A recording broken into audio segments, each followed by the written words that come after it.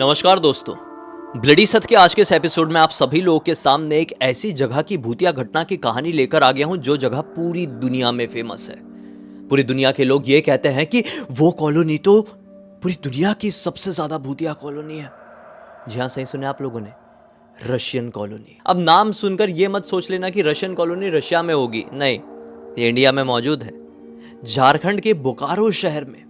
देखो, Bokaro steel plant के लिए एशिया का सबसे बड़ा स्टील प्लांट बोकारो में है, इसलिए बोकारो भी फेमस हो गया। और वो स्टील प्लांट कहा जाता है कि रशियंस ने वहां पर स्टैब्लिश किए थे। एक टाइम पर रशियंस इंडिया के काफ़ी सारे हिस्सों में पहुंचे थे, रहने लगे थे, तो बोकारो में भी आए थे। वहां पर अपनी पूरी कॉलोनी बनाए थे। अपनी कॉलोनी में स्कूल, हॉस्पिटल सब कुछ रखे हुए थे और वहीं पर रहते हुए उन्होंने बोकारो के स्टील प्लांट की शुरुआत की थी। फिर एक समय ऐसा आया कि रशियन इंडिया से वापस अपने देश चले गए, लेकिन सिर्फ लोग गए ना, उनकी कॉलोनी, उनके स्कूल, उनके हॉस्पिटल तो सब वहीं पर रहे। जब तक वो वहां पर रहते थे वो जगह बहुत ही ज्यादा पॉश थी, वो कॉलोनी बहुत ही ज्यादा स्ट्रिक्ट थी। मतलब बाहर के लोग वहां पर इतना सा भी एंटर नहीं कर सकते थे, बहुत चेकिंग वेकिंग सब होती थी। नॉर्मल लोगों के तो जाने की बस की ही नहीं थी। इसलिए बोकारो के लोकल लोग भी और आसपास के लोगों ने भी रशियन कॉलोनी से एकदम दूरी बना लिए थे कि ठीक है, वो रशियन लोगों की जगह, हम लोग वहां नहीं जाएंगे। फिर रशियन छोड़ के चले गए, तब भी वहां पर बोकारो के लोग नहीं गए, लोकल्स नहीं गए रहने के लिए, और इसी वजह से वो जगह धीरे धीरे वीरानियत में चली गई। खासकर वो जो रशियन कॉलोनी में स्कूल था ना, वो तो पूरा खंडर बन गया। अभी भी वो खंडर है। और अब लोग ये कहते हैं कि वहां पर जो खंडर हो गई ये चीजें, उस कॉलोनी में जो कोई भी चीजें थी, जो कोई भी इमारतें थी, वो जो खंडर हो गई हैं, अब वहां पर भूत प्रेतों का वास हो गया है। और इस चक्कर में और वहां पर कोई रहने को नहीं जाता है। कहते हैं कि वहां पर एक दो नहीं, सैकड़ों भूत प्रेत रहते हैं। बोकारो के जो लोकल्स हैं उन्होंने कई बार कई सारी भूत प्रेतों की कहानियां वहां से रिलेटेड सुने हैं। सब लोग जानते हैं कि वहां से थोड़ी दूरी बनाकर रखनी है। बोकारो में ही एक अभिजीत नाम का लड़का रहता है। अभिजीत नाम का लड़का घूमने फिरने का बहुत शौकीन, भूत प्रेतों के ऊपर प्रॉपर विश्वास करता है, इसलिए वो भी कभी रशियन कॉलोनी की तरफ नहीं गया, क्योंकि उसने भी अपने मम्मी पापा, दादा दादी से उस कॉलोनी की बहुत कहानियां सुना था। अब इसी न्यू ईयर की बात है, इसी मतलब 31 की रात की बात है। अभिजीत अपने एक दोस्त से मिलता है जिसका नाम ऋत्विक। ये दोनों रात के समय, ऐसा 12 बजे ही सब लोग घूमते फिरते हैं, पार्टी जश्न मनाते हैं ना, तो ऐसे थोड़ा सा बाहर मिलने गए थे, एक दूसरे के दोस्तों से मौज मस्ती थोड़ा कर रहे थे रात के समय। और जब अभिजीत और ऋत्विक अपने घर तरफ लौट रहे थे, वो रशियन कॉलोनी होते हुए लौट रहे थे। मतलब रशियन कॉलोनी का ये गेट है, उसके सामने से अपने घर तरफ आ रहे थे। तो बात बात में ऋत्विक क्या कहता है, भाई ये रशियन कॉलोनी देखना आज तो और भी ज़्यादा क्रीपी वाइब दे रही है, अंदर कितना फॉग सा हो गया है ना, चलें क्या? तो तुरंत अपना अभिजीत बोलता है, नहीं नहीं नहीं, मैं नहीं जाऊंगा उस तरफ, मैंने बहुत कहानियां सुना और तूने भी सुना है, नाटक मत कर, चल चुपचाप से घर चलते हैं। अब ये घर तरफ आने लगे, लेकिन ऋत्विक है कि शांत होने का नाम ही नहीं ले रहा है। अरे इतना उसने मजाक उड़ाया अभिजीत का, इतना मजाक उड़ाया, फट्टू, डरपोक, तेरे से कुछ नहीं हो सकता, ये वो करके इतना बोल दिया कि अभिजीत ने थक हार के बोल दिया, ठीक है यार, मैं डरपोक नहीं हूँ, तेरे को जाना है ना, मैं चल चल के दिखाता हूँ तेरे को, लेकिन अभी नहीं, कल चलेंगे, न्यू ईयर है ना, कल 1 जनवरी है ना, कुछ एडवेंचरस करते हैं, चल। इसने बोल तो दिया अपने दोस्त के सामने, लेकिन अभिजीत मन ही मन डरा हुआ था। अब 1 तारीख की रात का वक्त आया, तो ऋत्विक ने अपने एक और दोस्त को बुला लिया, जिस दोस्त का नाम था बुट्टा। ये लोग ना एक ही कॉलोनी के रहने वाले, ठीक है। तो बुट्टा भी आ गया है, ऋत्विक भी आ गया और अभिजीत भी आ गया, और ये तीनों लोग अब मिलकर रशियन कॉलोनी के उस स्कूल में जाने वाले हैं, जो कि पूरी तरीके से अब खंडर बन चुका है। और वहीं के बारे में स्पेशल ये कहते हैं कि वहां पर बहुत सारे भूत प्रेत रहते हैं। कुछ लोग तो ये भी कहते हैं कि वहां पर रात के समय उस स्कूल में भूत प्रेतों की क्लास लगती है। अब आधी रात गए उसी स्कूल की तरफ ये तीनों दोस्त बढ़ गए। ये स्कूल बंद था, गेट वेट बंद था, कूद काद के अंदर घुसे। हालांकि खंडर है, लेकिन फिर भी लोहे का गेट है, मौजूद है, जंग वंग लगा हुआ है, एकदम जैसे क्रीपी हॉरर फिल्म्स में रहता है वैसे गेट वेट दिखाई दे रहा था। पहली बार ये तीनों यहाँ पर आए थे, मालूम था यहाँ पर है, लेकिन कभी इसके अंदर गए नहीं थे। तो कूद के अंदर पहुंचे हैं। अंदर पहुंचे तो अंदर का माहौल एकदम ही अलग भाई। अभी तक जब तक ये स्कूल के बाहर थे, गेट के बाहर थे ना, कोई स्मेल वगैरह इनको कुछ आ ही नहीं रही थी, लेकिन जैसे ये गेट पार करके अंदर गए हैं, मतलब गेट के बाहर एक कदम पहले कोई स्मेल नहीं, एक कदम अंदर गए गेट के तो इतनी गंदी स्मेल आ रही है जैसे कि कोई जानवर मर गया और सड़ रहा है वहां पे। जैसे तैसे करके नाक दबा के तीनों अंदर घुसने लगे और पूरी तरीके से सन्नाटा, अंधेरा, पूरा पिच ब्लैक, सब कुछ डार्क। तीनों ने अपने मोबाइल का फ्लैशलाइट ऑन किए और दबे कदमों से स्कूल की तरफ, अंदर की तरफ, मतलब क्लासरूम की तरफ बढ़ चले। अब जैसे ये लोग अंदर गए हैं ना, अंदर क्लासरूम में इनको दिखाई दिया, अंदर जाते से, यहाँ विश्वास नहीं मानोगे, अंदर जाते से इनको दिखाई दिया कि क्लासरूम के कॉर्नर में कोई तो भी बैठा हुआ है, जमीन में ऐसा करके बैठा हुआ है, दीवार की तरफ मुंह करके। उसने काले कपड़े पहना हुआ था। इन लोगों ने फ्लैश लाइट मोबाइल की ऑन रखे हुए ना, तो इससे दिखाई दे रहा है। इनको डर लगा कि ये क्या है यार। एक सेकंड के लिए ऐसा लगा काले कपड़े थे ना, कहीं शेडो तो नहीं है। एक दूसरे को देखकर ऐसा इशारा किए हैं कि थोड़ा आगे बढ़ के देखे क्या। जब एक दूसरे को इशारा करके आगे बढ़े हैं एक एक कदम, तो सामने जो कोई भी छिपके बैठा हुआ था ऐसा दुबक के, वो गायब सा हो गया। इसलिए इनको ऐसा लगा कि ये जो क्लासरूम है ये भी टूटा सा है और यहाँ पर पत्थर वत्थर बहुत पड़े हुए हैं, तो हमारे फ्लैशलाइट की वजह से किसी कंक्रीट में वो रोशनी पड़ रही थी और उसका शैडो आ रहा था, वो कोई था नहीं। इतने में इनको इनके पीछे से किसी के दौड़ के जाने की आवाज सुनी, क्योंकि बहुत सन्नाटा यहाँ पे, बिल्कुल भी शोर शराबा नहीं है। ये तुरंत तीनों पीछे पलट कर देखते हैं तो पीछे कोई भी नहीं था, लेकिन हाँ किसी की हलचल तो 100% थी। फिर झटके से एक बिल्ली बुट्टा के ऊपर कूद पड़ती है, बड़ी सी काली बिल्ली। बुट्टा अपने आप को बचाता है और उसके हाथ से मोबाइल गिर जाता है। मोबाइल गिरता है तो मोबाइल टूट जाता है। उसको गुस्सा आता है, फ्लैशलाइट वगैरह बंद हो गई। गुस्से में उठाता है, बोलता है यार बहुत हो गया, अब यहां से चल लेते हैं।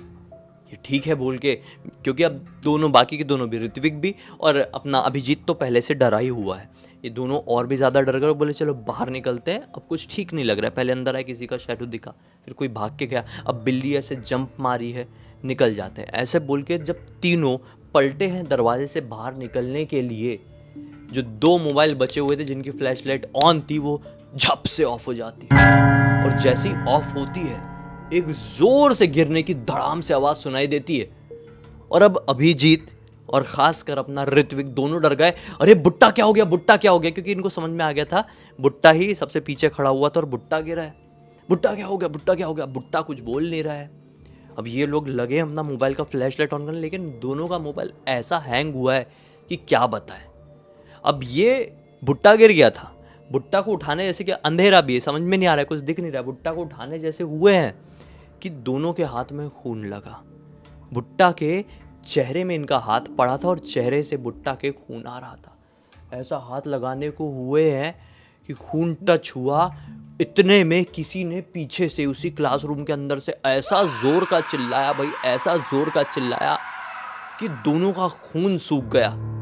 ये दोनों ने बुट्टा का एक एक हाथ पकड़े और घसीटते हुए बाहर की तरफ भागे।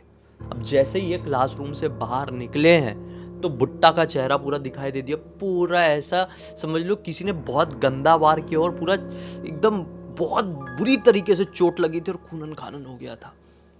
ये दोनों ने डर के मारे बुट्टा का हाथ छोड़े और भागे घर की तरफ। दोनों इतना नॉनस्टॉप भागे, अपने अपने घर पे जाके रुके और डर के मारे अपने घर वालों से कुछ भी नहीं बताए।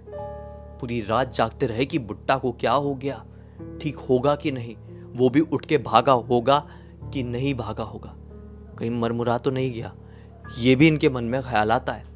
और ये पूरी रात कट गई। फिर अगला दिन निकलता है। सुबह सुबह यही कोई 8:30 बजे के आसपास बुट्टा का फोन आता है अभिजीत को।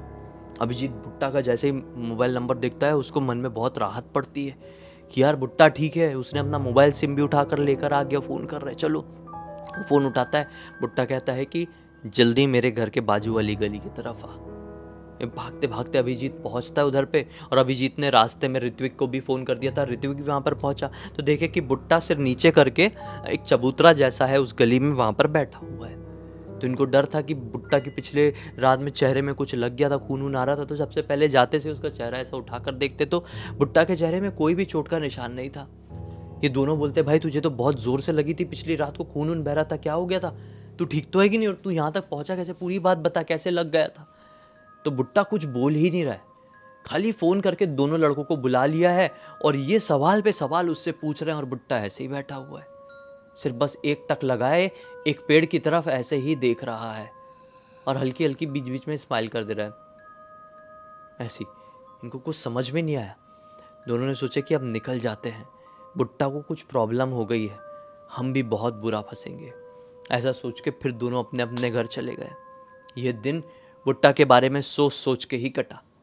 अब रात का वक्त आया। अब बुट्टा, ऋत्विक और अपना अभिजीत एक ही कॉलोनी में रहते थे, मैंने बताया ना आपको। तो बुट्टा के घर से जब सब लोग सो चुके होंगे इतनी रात में, जोर जोर से रोने की आवाज़ सुनाई देने लगी। अभिजीत ने एक क्लियर आवाज़ सुन लिया था, लेकिन अभिजीत बुट्टा के घर जा नहीं सकता था, उसको फ़ोन नहीं कर सकता था क्योंकि प्राइवेसी वाली बात भी है और ये डरा भी हुआ है कि अगर बुट्टा को कुछ हो रहा है तो इसमें हम भी इन्वॉल्व है, हमारी भी बैंड बज जाएगी। एक बच्चे हैं यार, मन में थोड़ा सा वो लगा रहता है। तो नहीं, वो नहीं गया बुट्टा के घर। अब सुबह होती है, तो सुबह होते से ही अपना जो अभिजीत है वो बुट्टा के भाई को फ़ोन लगाता है, बड़े भाई को, और पूछता है कि क्या हो गया था रात में, सब कुछ ठीक है कि नहीं। तो बुट्टा का बड़ा भाई बताता है अभिजीत को कि पिछली रात को जो बुट्टा है ना, वो पूरे शरीर में हल्दी लगा लिया था और मम्मी का सलवार सूट पहन के अपने कमरे में नाच रहा था। तो पापा ने उसको देख लिए थे और बहुत गंदा पीट रहे थे। इस वजह से वो रात भर चिल्ला चिल्ला के रोया है, शांत भी नहीं हो रहा था और थोड़ा ओवर रिएक्ट कर करके भी रोया था। तो ये बड़ा हैरान हुआ कि ये कैसे हो सकता है। वो बुट्टा का बड़ा भाई भी समझ नहीं पा रहा था कि उसको हो क्या गया। इन्हें तब भी उसको कुछ नहीं बताया, अभिजीत ने कुछ भी नहीं बताया बुट्टा के बड़े भाई को। अब फिर से वो दिन ऐसे ही कट गया। फिर रात का वक्त आया। फिर रात में फिर से अब रोने, चीखने, चिल्लाने की आवाज़ सुनाई दे रही है बुट्टा के घर से। अब हो गई अपने अभिजीत को घबराहट कि मामला बिगड़ चुका है, बुट्टा को कुछ हो ना जाए। ये रोने चीखने की आवाज़ें जो थी, क्योंकि अब बुट्टा की क्लियर नहीं आ रही थी, उसकी मम्मी ज़्यादा चीख चिल्ला रही थी। तब अभिजीत ने अपने मम्मी पापा को सारी बात बता दिया कि मम्मी पापा, एक चीज़ हम लोगों से गलती हो गई है, बुट्टा पिछली रात से ऐसा रो रहा है, कुछ उसके साथ गड़बड़ हो गई है, हमने ये कारनामे कर दिए। हम रशियन कॉलोनी के उस स्कूल में चले गए थे और ऐसी ऐसी चीज़ें हमको दिखाई दी थी, महसूस होती थी, पक्का कुछ ना कुछ भूत प्रेत वाला झंझट हो गया है पापा, चलो बुट्टा के घर पे उसको बचाने के लिए। पापा बोलते पहले क्यों नहीं बताया, उसको बहुत डांटे। अभिजीत को डांट पड़ी और अभिजीत के मम्मी पापा, अभिजीत सब बुट्टा के घर पर पहुंचे। बुट्टा के घर पर गए तो क्या हालत है उसकी, वो लिटरली, जो कैसे बताऊं मैं आपको, ऐसा सॉकेट होता है ना, सॉकेट, वो चार्जर वार्जर घुसाते हैं अपन अपना प्लग वाला सॉकेट, उसमें ऐसा उंगली डाल दिया है और हंसता है ऐसे हे जैसे उसको करंट लग ही नहीं रहा है। ये नज़ारा देखकर उसकी मम्मी जोर जोर से चिल्ला चिल्ला के रो रही थी कि मेरे बच्चे को क्या हो गया है, करंट में हाथ घुसा दे रहा है लेकिन उसको करंट नहीं लग रहा है और ऐसा ऐसा कर करके हंस रहा है भाई। इसलिए उसकी मम्मी बहुत घबरा गई थी। लेकिन अभी अभिजीत के मम्मी पापा को सारी बातें पता है, तो अभिजीत के मम्मी पापा ने बुट्टा के मम्मी पापा को सारी चीज़ बताए और ये भी बोले कि ये भूत प्रेत वाला पंगा हो गया है, हमें रातों रात बुट्टा को पुजारी जी के पास लेकर जाना पड़ेगा। इनकी कॉलोनी की नेक्स्ट कॉलोनी में एक पुजारी जी रहते थे जो लोगों की झाड़ फूक करने का भी काम करते थे। बहुत सारे ऐसे भूत प्रेत के किस्से होते थे जो बाबा ठीक कर देते थे। बुट्टा को लेकर वो बाबा जी के घर पर ले जाया गया। मतलब बाबा जी ने जैसे उसको देखे बोले ये मामला हमारे हाथ का नहीं है, इसको धनबाद लेकर जाओ अभी के अभी। इस बच्चे के पास बहुत कम समय बचा हुआ है, इसके अंदर जो कोई भी आत्मा है इसकी आज रात में जान लेकर चली जाएगी। तुमको कैसे भी करके भगवान से प्रार्थना करना है, श्रद्धा बनाए रखना है और धनबाद में ये पुजारी जी से जाके तुरंत मिलो, वो झाड़ फूक करके ठीक कर पाएंगे। तो सभी लोग गाड़ी बुक किए हैं और बुट्टा को लेकर धनबाद पहुंचे हैं। वो बाबा जी से मिले हैं। वो बाबा जी ने बताया कि बुट्टा के शरीर में एक स्त्री, एक औरत की आत्मा आ गई है। जो औरत, जो रशियन लोग जब रहते थे ना उस कॉलोनी में, उनमें से एक परिवार के घर पर खाना वाना बनाया करती थी और स्कूल में भी झाड़ू पोछा का काम करती थी। एक दिन वो स्कूल के किचन में कुछ कर रही थी और स्कूल के किचन में गैस लीक होने की वजह से सिलेंडर फट हो गया था और इस वजह से वो औरत भी उसी किचन में थी और वहाँ पे उसकी जान चली गई थी। तब से उस औरत की अतृप्त आत्मा उस स्कूल में भटकती थी और जब कहीं कोई भी वहाँ पर पहुँचता था तो वो आत्मा उसे दिखाई देती थी, हार्म करने की कोशिश करती थी। लेकिन बुट्टा, अभिजीत और ऋत्विक बहुत क्लियर तरीके से स्कूल में घुसे थे और वहाँ पे मौजूद एंटिटीज़ और आत्माओं के साथ खिलवाड़ करने की कोशिश किए थे, छिड़खानी करने की कोशिश किए थे, उनके दायरे में घुसने की कोशिश किए थे। इसीलिए वो औरत की आत्मा बुट्टा के शरीर में चली गई और उसको क्रोध है, इसलिए वो वो अतृप्त है, वो प्रेत योनि में, वो प्रेतनी है, इसलिए वो बुट्टा को ख़त्म करना चाहती है। तो ये सब भैया बाबा जी के पैर में पड़ गए कि बुट्टा तो बच्चा है, बचा लो उसको, इतना सीधा साधा बच्चा है, सिर्फ एक गलती हो गई, बच्चे तो नादानी कर देते हैं। फिर बाबा ने झाड़ फूँक किए हैं भाई, पूरी मतलब 8-9 घंटे की ये झाड़ फूँक चली है। फिर ये शांत हुआ, थोड़ा ऐसा रिलैक्स हुआ है, बस बैठा है ऐसा आँख बंद करके। बाबा जी ने बोले इसको लेकर जाओ, आने वाले कुछ दिनों में धीरे धीरे करके नॉर्मल हो जाएगा, भगवान से प्रार्थना करके रहना, बस कुछ हो ना जाए ये। अब हमारे जितने हाथ में था हमने कर दिया, अब ईश्वर के जितने हाथ में वो करेंगे। तो फिर बुट्टा को ले जाया गया वापस बोकारो, और फिर धीरे धीरे करके इसके शरीर में कमज़ोरी नहीं आई बल्कि सुधार आया, और ये पूरी तरह से स्वस्थ हो गया। आज वो पूरा अच्छा है, हैप्पी है, अच्छी लाइफ जी रहा है। अभिजीत भी खुश है, ऋत्विक भी खुश है, सब कुछ ठीक चल रहा है। और इन लोगों ने कभी ऐसी कोई गलती नहीं की है जीवन में। ये कहानी मुझे अभिजीत ने लिखकर भेजा इस मकसद से कि मैं पूरी दुनिया को बताऊं और ये सीख दूं कि ऐसी कोई गलती कभी ना करे जो इन तीनों ने नादानी में कर दिए थे। जो भूत प्रेत होते हैं उनका एक दायरा होता है, उनकी एक बाउंड्री होती है, उस बाउंड्री को कभी क्रॉस ना करें। भले ही आपके दिमाग में कुछ छेड़खानी करना ना हो, भले ही आपके दिमाग में भूत प्रेतों से कम्युनिकेशन करना ना हो, लेकिन उनका वो घर है, उनकी वो बाउंड्री है। अगर कोई जगह में वो रहते हैं ना, तो उस जगह में एंटर मत करो, उससे उनको गुस्सा आता है, और वो फिर गुस्सा करेंगे ना तो वो सीधे जान लेने के लिए आते हैं। और बहुत किस्मत वाले लोग, जैसे बुट्टा था, वही लोग बच पाते हैं, नहीं तो मैंने तो पूरा ख़ानदान ख़त्म होते हुए देखा इन भूत प्रेतों के चक्कर में। खैर, बस इसी एक नोट के साथ इस कहानी का अंत कर देते हैं। अब तक इस वीडियो को देख लिए तो लाइक ज़रूर कर देना, चैनल को सब्सक्राइब करके बेल आइकन दबा के ऑल के ऑप्शन में क्लिक करना, क्योंकि इसी तरह के हैरान कर देने वाले खौफनाक वीडियोस डेली आप लोग के सामने लेके आते रहते हैं। इंस्टाग्राम की लिंक इस वीडियो के डिस्क्रिप्शन बॉक्स में मिल जाए, क्लिक करके डायरेक्टली वहाँ पर पहुँच जाना। और इसी तरह की कोई भी कहानी, टॉपिक या जानकारी आप लोग के पास भी है तो लिख भेजना, हो सकता है हमारा अगला वीडियो कल आपके हिसाब से बन रहा हो। तो चलिए कल फिर से मिलते हैं, तब तक के लिए बहुत बहुत धन्यवाद। आपका दिन शुभ हो।